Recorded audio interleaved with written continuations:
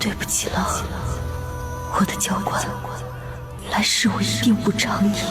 此时，另一个时空的夜晚，南鹤王朝的翼王府内，一袭淡紫色罗裙的女人静静地躺在床上。都一天了，你告诉本王，她怎么还不醒？回王爷，王妃的头部由于受到撞击，导致暂时昏迷，并无大碍。徐太医留宿王府，若她明日还不醒来，你的脑袋也不用戴在脖子上了。被称作王爷的男人冷冷地吩咐，他便是这个王府的主人，南鹤皇朝最受宠的三皇子贺晨义，封号翼王。是，老臣保证，王妃明日一定会醒来。还不滚去开药方？是，老臣这就去。都下去吧。是。贺晨义坐在床边，既心疼又失落。他握住女人的手。月儿，你就真那么喜欢宋年吗？真的就不能试着接受本王吗？电光火石，时空交错，本该被炸死的林月，此时却有了意识。他努力地想睁开眼，却怎么都使不上劲儿，只好又沉沉地睡去。凌晨时分，他倏地睁开眼。我还活着？不可能啊！炸弹可是我亲手引爆的。林月，你醒了呀？头还疼吗？对不起，我不是故意要碰你的，我……林月缓缓地坐起来，眼神有些迷茫地看着眼前的人。教官，你怎么也在这儿？他惊喜地一把抱住了贺晨义，贺晨义吓得一动也不敢动啊！教官？什么教官？太好了，教官，我回来了！你穿成这样可真好看。贺晨义完全听不懂这些。徐太医，快去叫徐太医！不一会儿，徐太医拎着箱子跌跌撞撞地跑进来。快滚过来看看，王妃的精神有点不对。是，老臣遵命。哎呀，我这是造了什么孽呀？被请来医治这位主子呀？你们在说什么？林月表示他听不懂哎。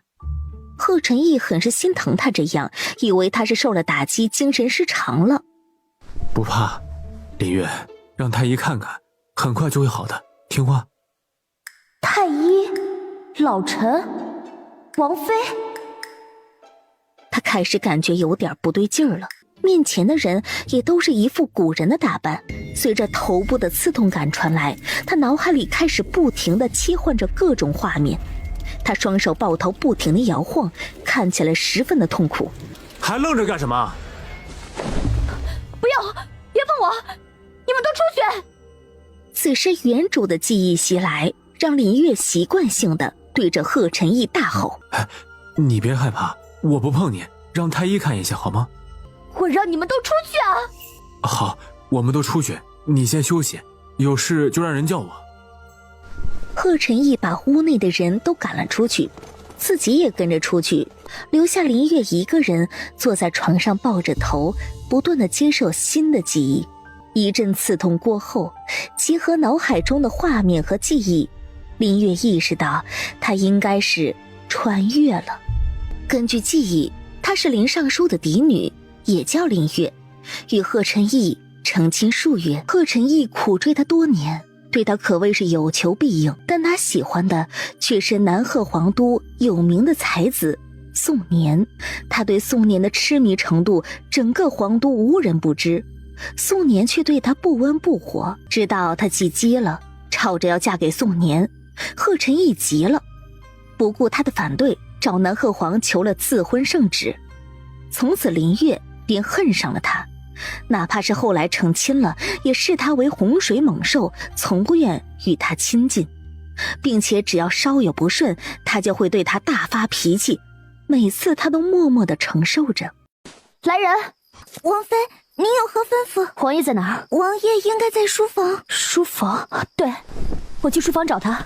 一路上，林月走得很快。王妃还没叫出来呢，林月就已经推开了门。林月，出了什么事？你怎么光着脚跑出来了？你是怎么照顾主子的？你们都出去。是。下人们立刻退了出去，并关上了房门。先把鞋穿上吧。贺晨义小心翼翼地将林月打横抱起，轻轻放在椅子上。你是不是傻？明知道会是这样，为什么还要坚持那么多年？你别哭，林月，我知道你讨厌我，你放心，我不逼你，也不会强迫你做任何事，只要你不离开王府，我什么都依你。我答应你，宋年诗会的帖子我帮你拿，别哭了好吗？你是不是傻？为什么人家都对你这样了，整个皇都都在笑话你，你为什么还要低三下四？贺晨义，我在。你过来，我以后不会再这样对你了。没关系，只要你开心就好。贺晨义任由他抱着，却不太肯伸手去回抱他。王爷，苏世子来了，您要见吗？让他滚！别啊，这多没礼貌。我已经没事了，那我先回去了，你有事就去忙吧。贺晨义，我头有点晕。我送你回去。他一把将他打横抱起，院子里候着的花衣男子立刻睁大眼睛看着，目送贺晨义抱着林月走出了院子。嘿，你这小子你找死啊你！世子苏青云，义姓王，苏恒的儿子，都叫他苏世子。哎，我说，你家王妃这又是吃错什么药了？啊？这个属下也不知，世子还是自己去问王爷吧。将林月安顿好，贺晨义便返回清月院。竹墨，去给本世子泡壶好茶，本世子要找你家王爷好好的谈谈心。哎呀，你知道这两天外面都怎么议论的吗？说义王妃不检点，都成亲了，还为了追别的男人把脑袋给摔坏了。说义王没用，连自己的王妃都管不了，还怎么管朝政啊？等等等等。贺晨义只是听着，并没有接话。你想想，他自从跟你成亲以来闯了多少祸，还不全都是你去收拾烂摊子？你还嫌不够了呀？见贺晨义还是一言不发，苏云清急了。无双，你这又是何苦呢？一个女人而已，赶明儿本世子给你找一个温柔体贴的，保证比那林月。天机营的水牢还空着。不用了，本世子突然想起来还有钥匙，我先走了。世子，你的折扇送你啦！贺晨义揉着眉心，外面的流言他怎会不知？他也明白，他唯有用到他的时候，才会有些好脸色。那么这次呢，月儿，你又会让我做什么呢？兰竹院这边，王妃，您在找什么？奴婢帮您找吧。我记得王爷之前有送过我一个簪子，放哪儿了？簪子不是被王妃给扔到后院的水塘里了吗？扔了。王妃说看见这东西觉得晦气，所以而且还是当着王爷的面扔的。被当面扔了，这厮当时应该伤心透了吧？想到这儿，他拎起裙摆就往后院方向跑去了。他要去找回来。王妃，您这是要干嘛呀？青衣忙追出去，院门口遇见了丫鬟紫玉。紫玉，你快去找王爷，说王妃去后院水塘了，王妃她不会游泳。紫玉吓得拔腿就往清月院跑去。贺晨义赶到的时候，看到的就是林月纵身一跳的画面。林月，不要！刚入水的林月还没有来得及寻找，就被人抱到了岸上。他本能的出手，一拳打在了贺晨义的胸口。贺晨义吐出了一口血。怎么是你？你有什么要求跟我提就是了，不要再伤害自己好不好？你不会以为我要跳河自杀吧？谁告诉你的？身后的青衣默默地低下了头。你别怕，我没有自杀，我只是突然想到有个簪子被扔进这水塘里了，想找回来而已。无妨，改日我带你去挑一些就是了。那怎么能一样？那可是你。等等，他这一拳还不足以到让他吐血的地步呀。无妨，你没事就好。永远是我没事就好，我开心就好。你能不能关心一下你自己？松开，把手给我。你体内有毒，你知道吗？已经很多年了。是谁干的？没有查出，也不知是什么毒。你刚刚吐血是因为用了轻功，以后不要再动武了。你怎么会懂这些？这个你不要多问，时候到了我会告诉你的。先回去吧，我帮你煮碗姜汤。贺晨义将林月打横抱起往回走。不用，你放我下来。那个，我不是那意思啊，我是担心你身体吃不消。我还没那么弱。他一路将林月抱回寝殿。先把衣服换了吧，我去煮姜汤。刚换好衣服，贺晨义就端着姜汤进来了，等没那么烫了才端给他。快喝吧，去寒，别再着凉了。那你喂我喝。好。他就这么一勺一勺认真的喂着，盯着男人的薄唇，林月含着一口姜汤就吻了上去，顺便把姜汤渡进了贺晨义的嘴里。这猝不及防的吻让贺晨义瞬间浑身紧绷。僵在那儿，忘了动作。怎么，你嫌弃我嘴里的？不是的，我不嫌弃，真的，我只是没有想到。你要慢慢习惯啊，往后你想不到的还多着呢。喝完姜汤，在贺晨义的照顾下，他沉沉睡去。看着熟睡的人儿，贺晨义轻叹：月儿，不管你有什么目的，我都不会放你离开。第二天，林月起了个大早，便开始了锻炼。他发现这具身体的底子很不错，还有内力呢。锻炼结束，正在用早膳，紫玉就匆匆地跑来禀报：王妃，太子殿下，四皇子和明珠公主来了。这么早，他们来干什么？带了些补品，说是来看望王妃的。看望他？怕是来看他笑话的吧？没记错的话，宋年的消息可是这位明珠公主故意透露出来的。若非如此，原主不会坠马，他也就不会穿过来了。王府前厅，贺晨义与几人正在喝茶。公主贺明珠满脸的歉意：三皇兄，三皇嫂她醒了吗？我是来道歉的。见贺晨义没接话，他继续解释：三皇兄，我不是故意要害三皇嫂受伤的，我也没想到三皇嫂真的会去找宋年。太子也替明珠说起了话。太子和贺明珠是一母同胞，都是姜皇后所生。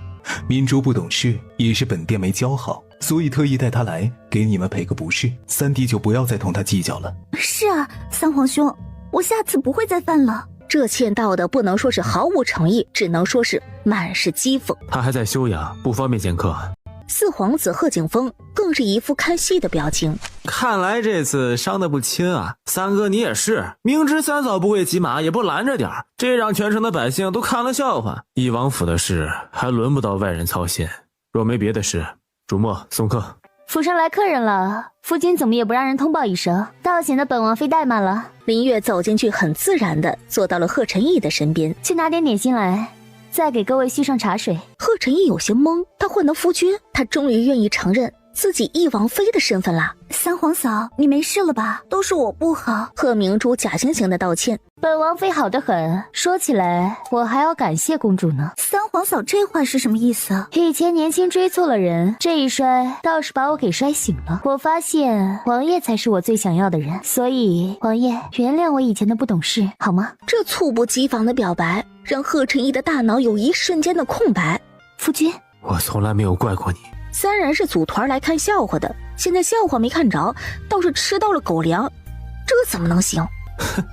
都说女人善变，果真一点不假。刚为了宋年摔坏了脑子，这又觉得三哥好。本王妃的善变可不仅仅如此哦。四皇子想尝试一下吗？话音落下的瞬间，发簪就插进了贺景峰的杯子。林月，你这是干什么？这就是你的待客之道？怎么办啊？本王妃一向善变又不讲理。见事态有点不对劲儿，贺明珠连忙出声：好了，四哥，三皇嫂刚刚醒来，需要好好休养着呢。我看咱们还是改天再来吧。太子也若有所思地看了一眼林月。既然三弟妹没事了，那我们就先告辞，改日在紫烟楼上摆上一桌，给三弟妹赔罪。四哥，走吧。回去的马车上，贺景峰发了好大的脾气。他林月算什么东西，敢如此对本皇子？我看八成是脑子摔坏了。本殿看未必，事出反常必有妖啊。会不会是因为三皇子在身边，他故意这么说的，好让三皇兄放松警惕？若他打算放弃宋年，开始接受三哥了怎么办？宋年诗会的帖子，找个时机送给他，本殿倒是要看一看他能够装到几时。对，这个机会本皇子不信他会错过。义王府这边赶走了碍眼的人，林月也舒了一口气。想问什么？你和明珠他们一向走得近，今日怎么这么不给他们面子是吗？贺晨义的沉默代表了默认。我不是一向喜怒无常的吗？你不喜欢我这样？不是的，我很喜欢，尤其是你主动唤我夫君的时候。那我这样对他们，会不会给你惹麻烦？他们的麻烦远不及你的1/1000。这话说的，他竟无法反驳。的确，那些朝堂上的麻烦，皇子间的明争暗斗，都伤不了他分毫。将他伤得遍体鳞伤的，只有林月而已。王爷，纳兰公子和世子来了，让他们在书房等着。不用了，本世子是来找林月的。林月懵了，找他又哪里惹到这位了？林月，你这个妖女，你说阿姨她哪里对不起你了？你要这么对她？林清，住口！你别拦着我，今天你就是把我发配了，我也要说。吼什么？本王妃还没拢，听得见。贺晨义想去拉苏云清走，却被林月制止。让他说，我问你啊，你是不是瞎？他10年如一日的付出，你看不到吗？你整天只知道追的别的男人，你可知道他在外面给你收拾了多少烂摊子？你可知道他曾为了给你求情，跪在皇宫大殿门口整整1夜，一双腿险些都废掉了？还有呢？你又可知道有多少女人处心积虑要进翼王府，他都替你挡了？至今王府只有你一个女人，他堂堂一个王爷，做到如此地步，就算是块石头也该捂热了。偏你还要寻死觅活，你到底有没有心啊你？够了，云清，行了，云清，别说了。林月，你不要听他胡说，我没事的，你也不要生气，回头我一定惩罚他。血顺着手心就滴了下来。林月，你干什么？快去拿药箱。云清，道歉。不用，他说的没错。这时丫鬟拿来了药箱，贺晨义立刻替他包扎。贺晨义，对不起，这些都是我自愿的，你永远不需要说对不起。包扎完，他走到苏云清的面前。喂，你要干什么？你好样的。说完就这么头也不回的走了。纳兰云锦看着林月的背影，若有所思。贺晨义等人回到清月院，他刚才是在夸我，这太诡异了，他还不如打我一顿呢。你这个要求倒是新鲜，不过这翼王妃似乎确实是有些变化。云清，没有下次了。好了好了，阿姨，他也是心疼你嘛。纳兰云锦打着圆场。知道了，先别说他了，快让云锦给你看看。苏云清之所以怒气冲冲的来王府，是因为收到传信说贺晨义为了救林月运功吐血了。纳兰云锦把了脉，再往后还是要注意，解药上无头绪，不能大意。他好像真的有点不一样了。这么多年了，值得吗？你早晚就死他手里。他这么反常，指不定憋着什么大招呢。你居然还信他你？好了，云清，少说两句。阿姨她知道自己要什么。好，我先不说别的，就那个诗会你打算怎么做？还由着他去胡闹啊？沉默片刻，本王亲自陪他去。这时门外刘管家来敲门。王爷，王妃问您要不要同他一起用午膳。你看，我说什么来着？肯定是有阴谋。王妃还说了若是2位公子不嫌弃，也可留下一起用膳。留下用膳。几人来到膳厅的时候，林月已经安排了丫鬟布菜了。见贺晨义来了，他立刻跑过去环上他的胳膊。你来了，快用膳吧。你看嘛，这一会儿啊，指不定要让阿姨干嘛呢。纳兰公子也请坐吧。我呢？哪知林月只是傲娇地冲着他哼了一声。好了，都入座吧。这还有人呢。吃饭也堵不上你的嘴。我吃饱了。那个贺晨义，明天你有时间吗？看，我没说错吧？有，你说。那个，你明天陪我去趟林府呗。你要死啊！别人还吃不吃了？你处心积虑弄这么一出，就是想回灵府啊？处心积虑？什么鬼？你们以为我要做什么？找宋年？几人的眼神仿佛在说：你以往不都是这样的吗？他捂着胸口安慰自己，不生气。谁让以前的林月案底太多呢？他这样动作，贺晨义连忙紧张地询问：可是有哪里不舒服？我没事，你就说明天去不去吧。好，明日我来安排。天早朝一结束，他就一刻不停地往回赶。回到王府时，林月刚刚起床，正在挑选衣服。你回来了，正好帮我看看哪件好看。你穿什么都好看。这太敷衍了，不行，一定要说一件。粉色那件和你头上的簪子相配。好，那就穿这件。待林月收拾好，来到院外，看到下人在将几大箱子的东西搬上马车。这会不会有点太多了？你是要将王府搬空吗？不多，别人有的你都要有，我不能让人看低了你。林月上前环抱住贺晨义的腰，将脸贴在他的胸前。贺晨义，谢谢你，有你真好。你真的觉得我好吗？那忘掉宋年，试着接受我可以吗？贺晨义在心里默默地问着。走，上马车出发。吃吧，这些都是给你准备的。林月随手拿起一块塞在嘴里。哇，好吃哎！喜欢就多吃点儿。马车缓缓行驶在皇都最繁华的街道上，他一边吃着点心，一边拉开帘子，好奇地看向窗外。这儿还挺热闹。停下！竹墨平稳地将马车停下，前面不远处就是宋年的文轩坊。他只是看了看，就放下了帘子。走吧。闻言，竹墨立刻驾起马车，继续前行。那是文轩坊。那又怎么了？看见宋年你很紧张？林月，我这辈子什么都不怕，唯一怕的就是你离开我。叫名字太生疏了，往后就叫我月儿吧。还有，你也不用紧张，我说你是我想要的那个人，是认真的。好，王爷，林府到了。此时林府外已经聚集了不少的百姓，人们纷纷都在小声的议论。林月要的就是这效果，他要让百姓们看到他带着贺晨义回门了。贺晨义率先走下马车，然后将林月扶下来，人们纷纷跪下行礼。给翼王请安。见他们走了过来，也都跪下行礼。臣等给王爷请安，给王妃娘娘请安。岳父大人不必多礼。父亲、母亲，这使不得，快快请起。你现在已经是翼王妃了，身份尊贵，这规矩不能乱了。那咱们进府里说。进到林府大厅，他扑通一声跪在地上。月儿，你做什么？贺晨义赶忙去拉林月起来，被他制止了。女儿给父亲、母亲请安，是女儿不孝，直到今日才回来，让你们担心了。你还知道回来？好了，女儿都认错了，你还摆什么脸色？把女儿气走了，我可不依你。你问问他，都做什么了？既已为人父，怎可再去纠缠他人？他对着贺晨义行了个大礼。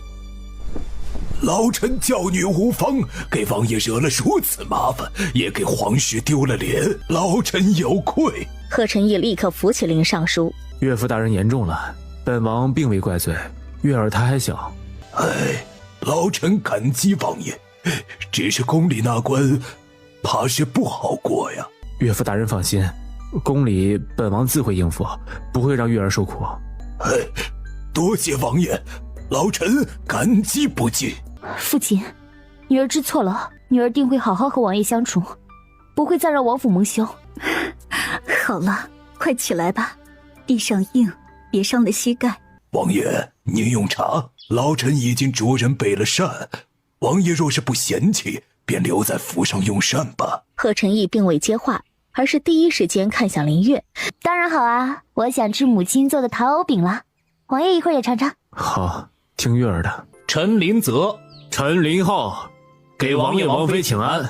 门外走进来两个青年才俊，这是林月的两个哥哥，大哥林泽，二哥林浩。大哥、二哥，哟，还认识我们呢，那就说明还没摔傻呢。胡说什么？一天天的没个正形。你们来的正好，陪王爷聊聊天，我去准备午膳。大哥林泽冲着贺晨义行了一礼。王爷，臣有几句话要和小妹说，还望王爷见谅。小妹，跟大哥到书房来。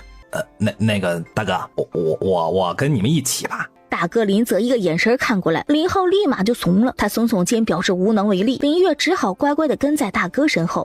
林府书房内，林泽在写着字儿，林月站在边上静静地磨着墨。小妹，是大哥。听闻摔得不轻，可休养好了？大哥，我知错了。大哥问你，你可是非宋年不可？你可是当真无法接受王爷，也不愿继续留在王府？若给你机会留在宋年身边，你可想与王爷和离？大哥，以前追着宋年都是我年少不懂事，这次醒来之后，我想明白了，我打算放弃宋年，留在王府好好生活。你当真如此决定？可要想好了，不后悔。当真，大哥，我想过了，我并不了解宋年，顶多算是被他的才华所吸引。再说，宋年若真对我有意，便不会对我置若罔闻这么多年。既然无意，便是我如愿留在他身边，也是自讨没趣。既如此，那便随你的意愿，只是往后切记，不可再莽撞行事。我知道了，大哥。王爷那边，你又打算如何？既然已经成亲，自然是不能和离的。我会好好待在王府，试着接受王爷。因为不放心而找过来的贺晨义，他刚好听到了最后这几句话。哟，王爷，您怎么在外面不进去啊？那个大哥，父亲让我来告诉你们，可以用膳了。林泽点头，对着贺晨义行了一礼。王爷，请。几人各自怀着不同的心情前往膳厅。膳厅的餐桌上摆满了林月爱吃的餐食，林尚书因为爱女回府，所以也开心的小酌了几杯。贺晨义依然是坐在林月的身边，帮她夹菜，细心的剔除鱼刺。林夫人看着这一幕也很是欣慰，这一王天之骄子待她女儿又是真心不错。于是乎用完膳，林尚书和两位公子陪着贺晨义分析朝堂之事，他便将林月叫到他的寝殿，拿出了一本册子。月儿，你跟母亲说实话，现如今你和王爷是如何了？什么如何？母亲是想问你和王爷可曾圆房？母亲，你说什么呢？这个册子原是要出嫁时便给你的，现在也为时不晚。母亲看出来了，王爷他是真心待你的，你莫要辜负了他。林月接过册子翻开，上面竟是一些让人脸红心跳的画面。母亲，他将册子收好，又陪着林夫人说了会儿话，便去找贺晨义一道回王府了。林府大门口依然是聚集了一些围观的百姓。竹墨将马车套好，地上放好凳子，贺晨义先将林月扶上马车，自己再上去。林少府领着府中之人目送着马车离开。臣等恭送王爷，恭送王妃。人群中一双眼睛将这些尽收眼底，不多时消息便传到了唐将军府邸唐柔的耳朵里。唐柔是将军唐永莲的独生女，一直爱慕贺晨义。马车刚刚在王府门前停稳，刘管家就上来汇报：王爷，宫里来人了。月儿，你先回院里休息。怎么？你是觉得我不配见宫里的人？走吧，本王妃去瞧瞧。贺晨义只好跟在他的身后一起去往前厅。前厅站着一位宫里来的嬷嬷。老奴给王爷请安，给王妃娘娘请安。赵嬷嬷免礼。老奴是奉太后的旨意前来看望懿王妃的，这是太后让带来的。太后她老人家宣懿王妃明日去义和宫坐坐。有劳赵嬷嬷了。哎呦，王妃这使不得，可折煞老奴了。嬷嬷别推辞了，你对我家王爷照顾有加，本王妃都记在心里。那老奴谢王妃赏赐。王爷王妃，老奴还赶着回去伺候太后，就先告退啦。刘管家，替本王妃送送赵嬷嬷。月儿，明日你若不想去，我可以去和太后说。太后召见，我若不去，那岂不是抗旨了？到时候那帮人又要给你安个罪名。放心了，我可以应付的。第二天一早，贺晨义早早就来到兰竹院，等林月梳洗更衣好了，他也备好了早膳。为何穿得如此素雅？就这样挺好啊，我又不是进宫去选美。先用膳，进宫后一切有我，不要担心。好，我知道了。兵来将挡，水来土掩。二人用完膳，便乘坐马车前往皇宫。竹墨驾驶马车到达宫门口，将马车停好后，几人步行进宫里。还没走到颐和宫，就有人来请贺晨义了。老奴参见义王，参见义王妃。来人是南贺皇帝身边的魏公公。免礼，何事？回王爷，皇上请您到大殿去一趟，有要事商讨。太后召见，本王此刻要去义和宫。皇上请您即刻过去。我可以的，你快去吧，别让父皇久等了。竹墨，护送王妃去义和宫，有事随时来报，属下领命。贺晨义随魏公公去往大殿，竹墨护送林月他们去往义和宫。义和宫门口已经有几位嫔妃在等着给太后请安。哟，这不是咱们的懿王妃吗？这是商量好了？可不是，都能进宫了，只不过人家宋公子可不在宫里。稍微回想一下，林月就认出了，这带头的便是四皇子贺景峰的生母兰妃。果然有其母必有其子呀，母子俩一个德行。这时赵嬷嬷走出来宣话：各位主子，太后有请。太后坐在上座，优雅地喝着茶。她是南贺皇帝的生母，扶持皇帝登基，也是个厉害角色。臣妾给太后请安。免礼，赐座。孙媳林月给太后娘娘请安。你可知罪？林月知罪，请太后责罚。懿王妃认错倒是积极，只是这做的实在有损皇室颜面。你可知你的所作所为，哀家处死你都不为过。恳请皇祖母给孙媳一个说话的机会。哀家倒是要看看你还有什么可说的。谢皇祖母，孙媳自知伤害了王爷，也让皇室蒙了羞，应当受罚。可皇祖母若处死孙媳，王爷必定伤心，也会让您和王爷心生嫌隙。并非孙媳贪生怕死，只是想恳请皇祖母给孙媳一个补偿王爷的机会。孙媳定当守好本分，做好这个懿王妃，不辜负您和王爷的厚爱。这番话成功的让太后对林月有了些改观。倒不是个笨的，知道拿他的孙儿来赌他。倘若哀家不答应呢？孙媳愿在殿外长跪不起，直到皇祖母答应为止。你若想跪，那便跪着吧。谢皇祖母恩典。林月走到殿外，笔直地跪在了地上。哀家罚了，都退下吧。是，臣妾告退。走到门口，兰妃路过林月的时候，特意停下来。玉王妃这性子转得还真快啊，只可惜了这宋公子，昨儿个还跟风打听你的伤势。哼，见人都走了，青衣赶忙过来劝说：“王妃，您这是何苦呢？有王爷在，太后不会真的罚您的。”你不懂，你们两个谁都不许去找王爷。可为了给林月求情，贺晨义曾跪在南鹤皇的大殿外一夜。林月连看都没有去看过他，这一次就当他补偿他了。皇宫大殿书房内，除了最小的五皇子贺景睿，其他4位皇子都在。翼王贺晨义、太子贺景成、2皇子贺景勋、4皇子贺景峰，他们正在讨论剿匪事宜。皇都城外有一处叠岭山，地形险要，上面有一群山匪。最近这群山匪频繁骚扰，城中百姓深受其害。南鹤皇指着奏折问：“玉儿，这件事情你有何看法？”身在大殿的贺晨义心却飘去了颐和宫，就连南鹤皇在询问他的看法，他都没有听到。见贺晨义没有回应，太子故意提醒：“三弟，在想些什么？”父皇问话呢。在想大哥有胆识有谋略，定有法子收拾那帮山匪。知子莫若父，对这个儿子他是既心疼又生气。他最喜爱的儿子恨铁不成钢呀。三弟谦虚了，整个南怀谁不知道翼王谋略过人呢？贺景峰也趁机附和：“是啊，皇帝也认为三哥是最合适的人选。薰儿呢？你有什么想法？”贺景勋排行老2，孟贵妃所生。山匪作乱已久，根基较深，需从长计议，儿臣但凭父皇吩咐。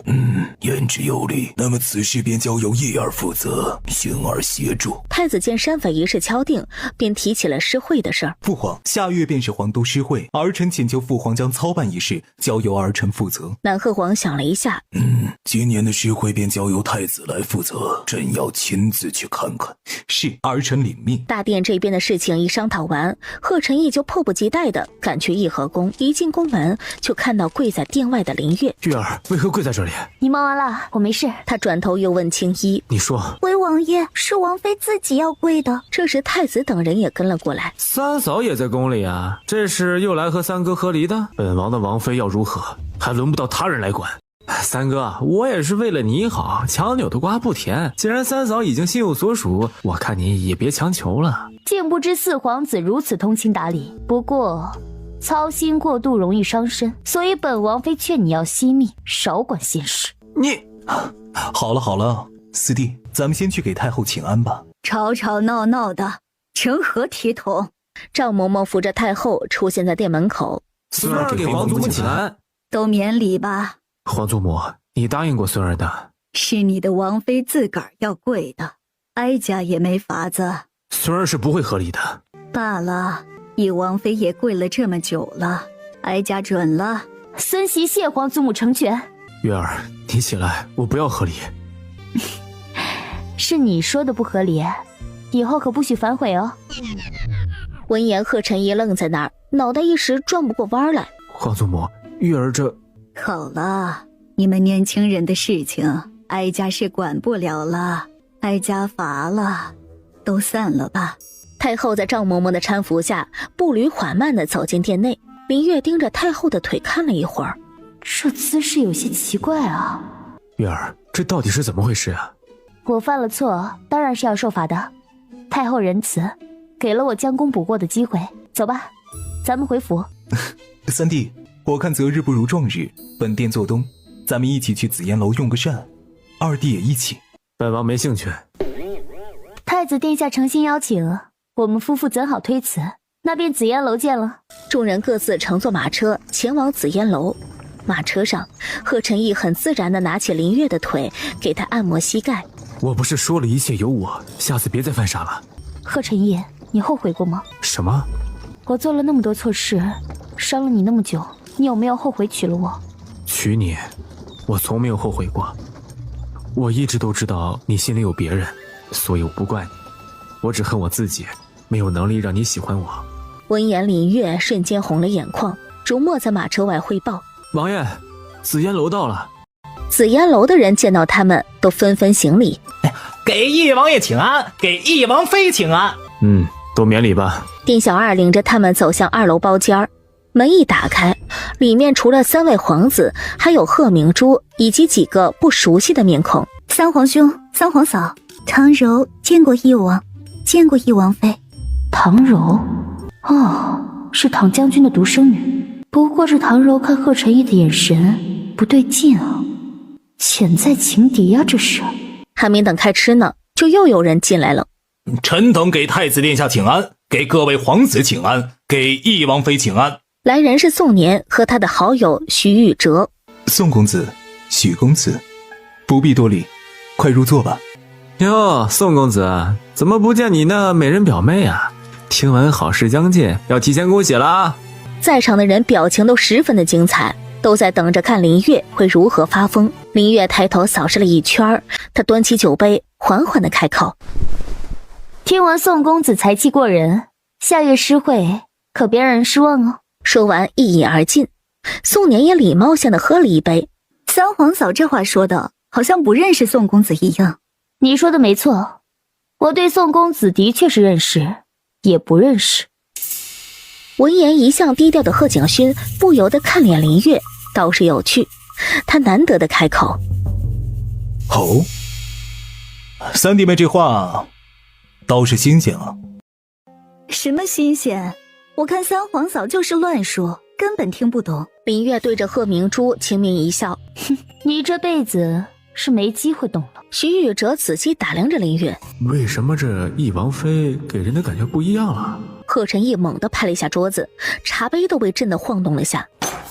眼睛若是不想要了，本王不介意帮你抠下来。徐宇哲吓得立马收回目光。臣女听闻王妃娘娘之前颇为欣赏宋公子，倒不像臣女只喜欢有谋略之人。说完还羞涩地看了眼贺晨义。林月无语了，这小心思暴露无遗。你放心，有本王妃在一日，定不会让你如愿。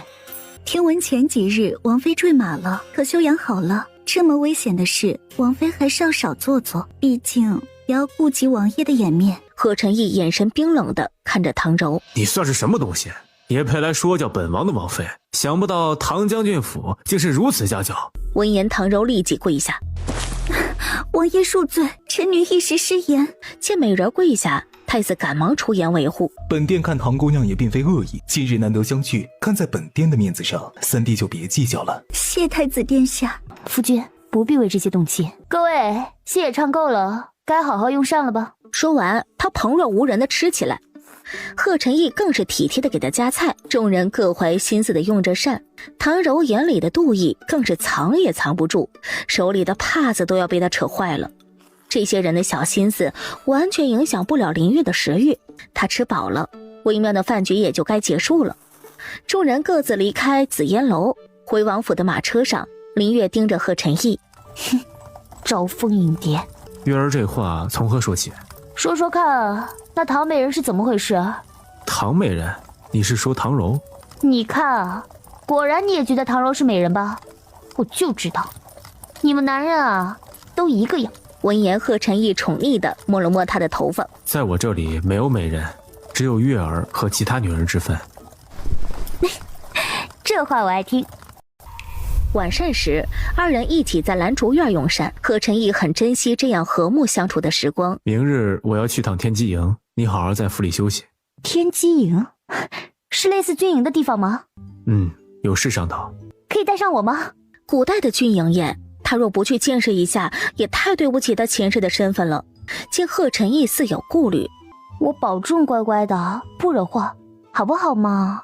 好，带上你。就知道你最好啦。次日，林月起了个大早，用完早膳，他便跟着贺晨义去往天机营。为了行动方便，他特意简单装扮，梳着简单的发髻。马车一路行驶到了郊外，天机营位于皇都郊外一处山下，是贺晨义封王的时候南贺皇帝交给他的。传闻那里的5万精兵可抵大军30万，所以太子贺景成视贺晨义为眼中钉。此时苏云清正在营房内查看花名册，当看到贺晨义领着林月出现的时候，瞬间惊掉了下巴。你居然把他带到这儿来，你真是色令智昏你啊！林月则是嘚瑟的打招呼，看上去很欠扁。嗨，你好啊，苏世子。气死你！苏云清见贺晨义不理他，他又转向林月。喂，这里都是男人，你一个女子，不在府中刺绣女工，你跑来这里做什？要你管，我乐意。来啊，互相伤害啊！你过来，看我敢不敢打你！你过来！林月往贺晨义背后一躲，只露出个头。我就站在这儿，有本事你来啊！你躲在人家背后，你算什么英雄好汉你啊？我只是个小女子啊，我就躲，你奈我何？好了，云清，不可胡闹。贺晨义的偏心显而易见，苏云清故作生气的一哼，二人暂时熄火停战。这时进来几个军官模样的人，领头的是位参将项羽。几人看见营房内有个女人，都颇为惊讶。属下于涛参见王爷。因为贺晨义要与苏云清等人商讨剿匪事宜，所以林月就坐在不远处喝茶吃点心。贺晨义领着几人围着沙盘，在研究叠岭山的地形。看他们讨论的激烈，林月都忍不住想凑上前去看看沙盘。林月蹑手蹑脚地走过去，贺晨义抬头看了看他。可是乏了？没有，我就是好奇，想看看。你们继续研究。只是半天过去了，也没有商讨出什么好的方案。那个，我能说2句不？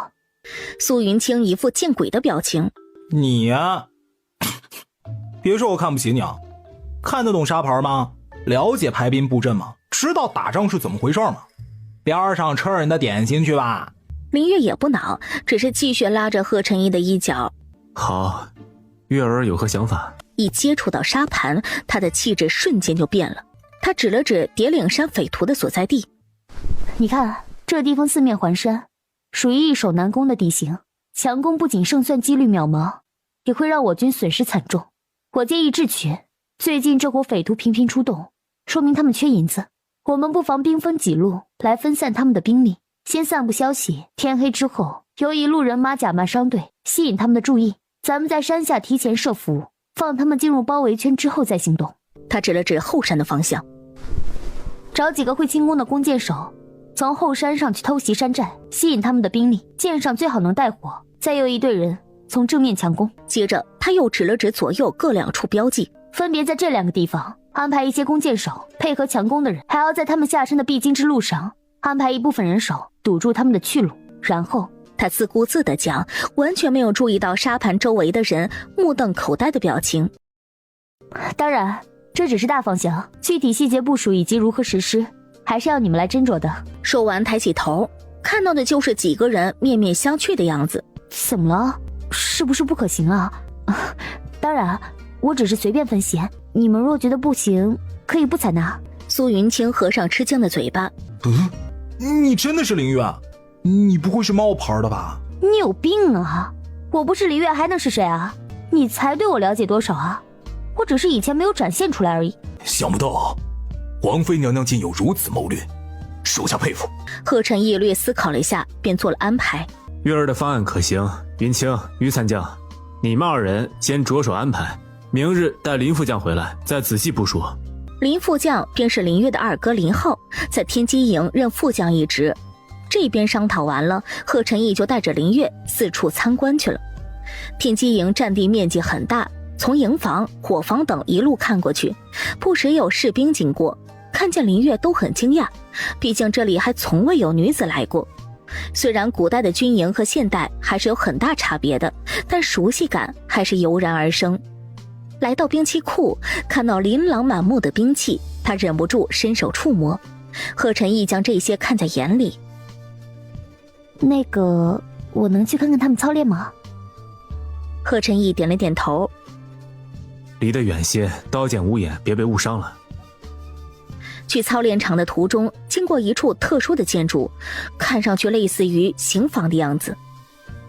这里是关押犯人的刑房？关押犯人有大理寺，天机营里关着的都是特殊的人。没错，一个特殊的人已经在这里的地牢里关了几年了。不得不说，天机营的操练场景是真的很壮观。林月站在看台上，看着底下士兵们的操练，热血沸腾。他仿佛看到了以前的自己。在天机营用过膳，他们便乘坐马车回府了。许是这段时间操劳过度，马车上贺晨义略显疲惫。林月有些担心他体内的毒，看来他要把这个提上日程了。回到王府，贺晨义本是要去书房处理正事，却被林月要求去休息。用过晚膳，二人坐在院里谈心。贺晨义，你是从什么时候开始喜欢我的？你还很小的时候。那你是看上我哪儿了？这么坚持要娶我？你很好，你只是还没有长大。闻言，他将头靠在贺晨义的肩上，贺晨义伸出手，轻轻地揽住他的手臂，二人就这么静静地坐着。不多时，林月竟然睡着了。贺晨义将她抱回床上，给她盖上被子。月儿，以前的事你怕是已经不记得了，没关系，我记得就好。林月一觉醒来已经是早上了，经过这些天的休养以及锻炼，她身体状态恢复得很不错。等他收拾好，贺晨义也上朝回来了，还准备好了早膳。这若放到现代，妥妥的居家好男人呢。用完膳，他拿出一个盒子递给林月。不久前看到这个顺手买了，你看看可还喜欢？林月接过盒子，打开一看，里面躺着一把小巧的匕首。好精致的匕首。他眼里的光芒证实了贺晨义的猜测，他果然是懂的。这是给我的？贺晨义点点头。带在身上防身，最近城中不太平，这几日我会比较忙，你若是出门，尽量多带些人。我知道，你安心去忙剿匪的事，我可以照顾好自己的。他将匕首收好，给了贺晨义一个大大的拥抱。这礼物送得深得他心，他正好想要一个武器防身呢。贺晨义万般不舍地离开兰竹院，他其实很不放心。林月醒来后的这几天带给他太多的惊喜，越是这样，他越害怕，怕哪天忙完回来，发现他已经离开王府了。尝过了拥有的美好，若再失去，他真的怕承受不住。朱颖，护他周全。树上跳下一黑衣人，单膝跪地。是，属下领命。贺晨义去往天机营部署排兵事宜，散布消息、假扮商队的事儿都交由贺景勋负责。同时，太子贺景成那边也没有闲着，今年诗会皇帝要参加，他肯定要安排的万无一失。届时会有众多文人才子涌入皇都，这也是招才纳贤的好机会。所以太子近日频频召见宋年，意图提前物色好可用之才。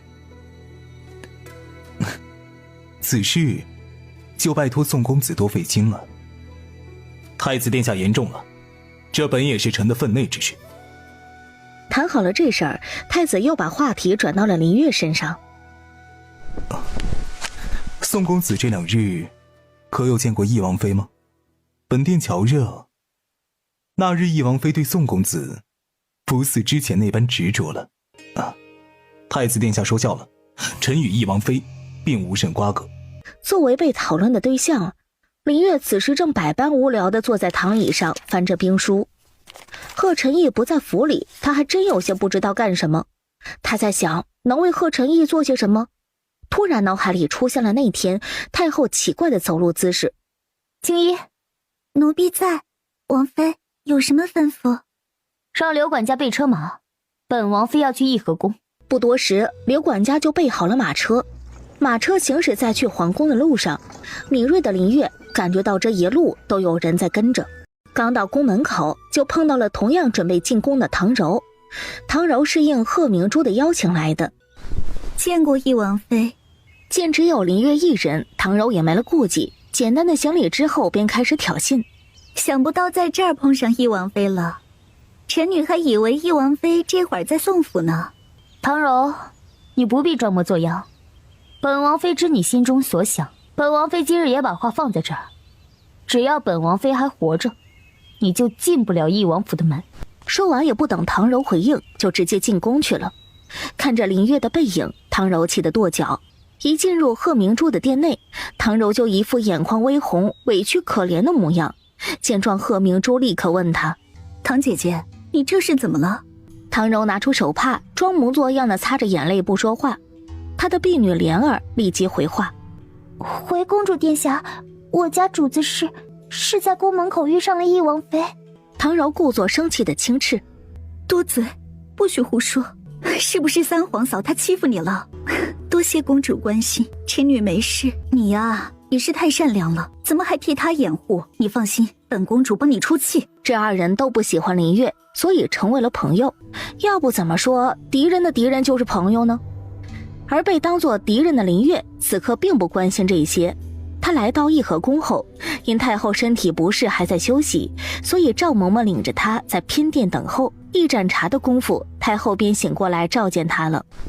孙媳林月，给皇祖母请安。免礼，赐座。翼王妃今日来找哀家，所谓何事啊？回皇祖母，王爷这几日有事，不能来宫里给皇祖母请安，所以孙媳替王爷进宫，来陪陪皇祖母。这话说到太后心坎上了。来，好孩子，坐到哀家身边来。是，皇祖母。林月这乖巧的模样让太后看了也颇为满意。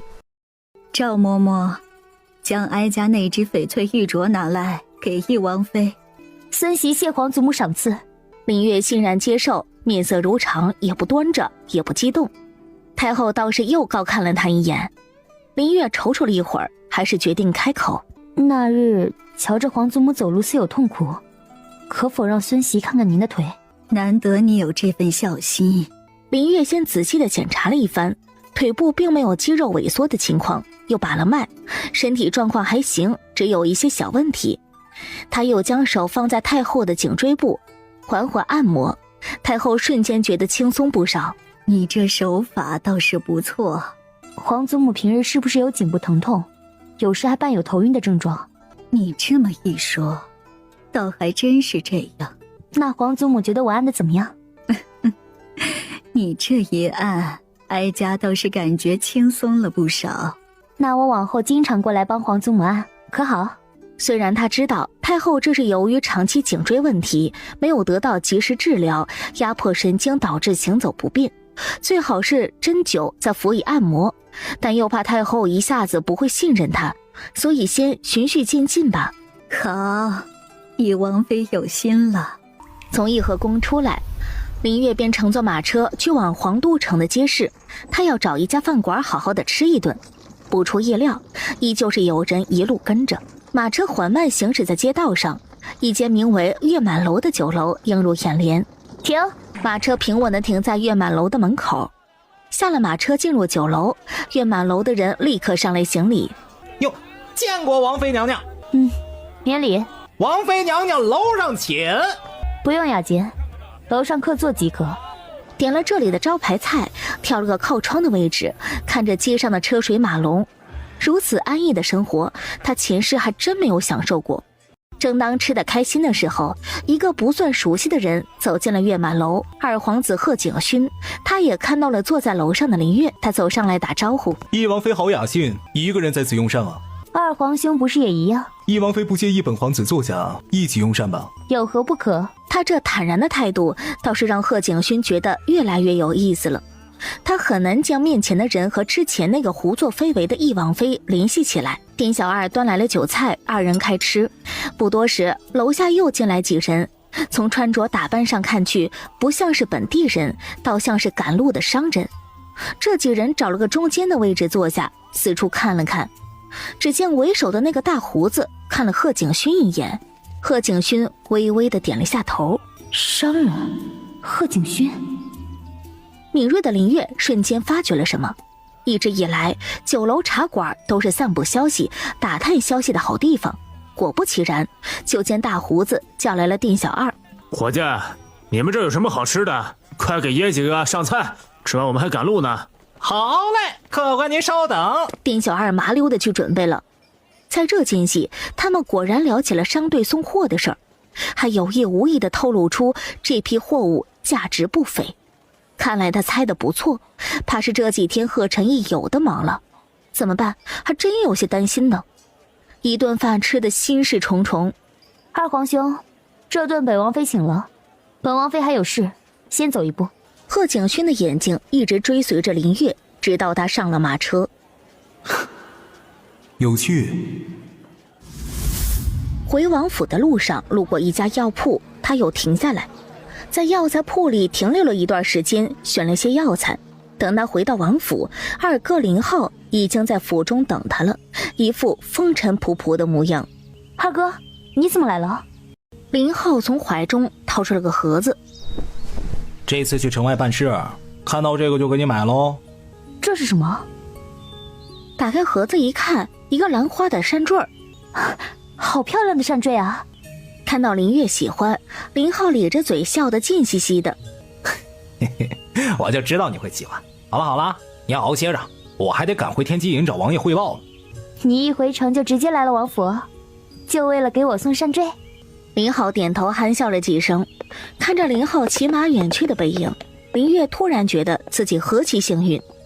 一晃3天过去了，贺晨义自那天去了天机营后就没有再回过王府了，不知道他那边情况如何了。晚膳过后，继续摆弄药材的林月忽然开始心神不宁起来，他有种不好的预感，总感觉有事要发生，也没心情摆弄药材了。他决定泡个澡，好好睡一觉，说不定明天就会带来好消息。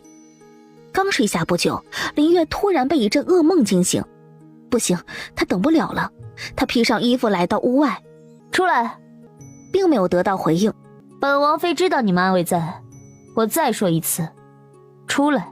屋顶跳下了一个黑衣人，单膝跪地。王妃娘娘，请吩咐。其实刚刚暗卫并不是不服从，只是没有想到王妃知道他们的存在。给本王妃准备一套夜行衣，送我去叠岭山。王妃娘娘不可，叠岭山实在是太过危险了。你要做的是服从命令，而不是质疑，懂？一切由本王妃担着。可是，王妃娘娘，看本王妃说的做，磨磨唧唧，服从命令是你的天职。是，属下遵命。很快烛影就准备好了，林月换上装备，二人赶往叠岭山。在快到叠岭山的时候停下了，林月让烛影先回王府去，然后转身打算独自前往。这下烛影说什么都不同意了，他立刻跪下。王妃娘娘，王爷命令属下护您周全，还请王妃成全。林月脚步停下，迟疑了一下，随即转身出手，快如闪电般将匕首架在了烛影的脖子上。烛影吃惊地看着林月，本王妃警告你，今晚的事一个字都不许说出去，否则绝不轻饶。远远的就能看到山顶上着起的火苗。二人悄悄地潜入山坡。虽说林月不会轻功，但他常年在深山老林里训练，经验丰富，轻松地躲过危险。他缓缓移动到一个石头旁边，观察着战况。因为人员分散，要找到贺晨义他们并不容易。他转头小声对烛影吩咐：不要轻举妄动，不要暴露自己的身份，更不要干扰我的行动。还有，保护好自己。保护好自己，这几个字儿直击烛影的心。作为一个暗卫，从来都是以保护主子为天职，还从没有人对他说过保护好自己。就像林月边隐藏边移动，每当遇到逃窜的山匪，他就会伺机出动，将其制服。从来到叠岭山开始，他带给烛影的震撼就没有停过。不仅惊讶于他的勇气，反应灵敏，心思缜密，还对他使用的招式好奇。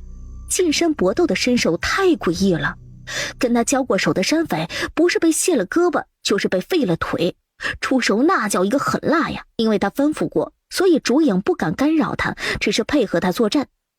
一直到快接近山顶了，林月也没有看到贺晨义他们的身影。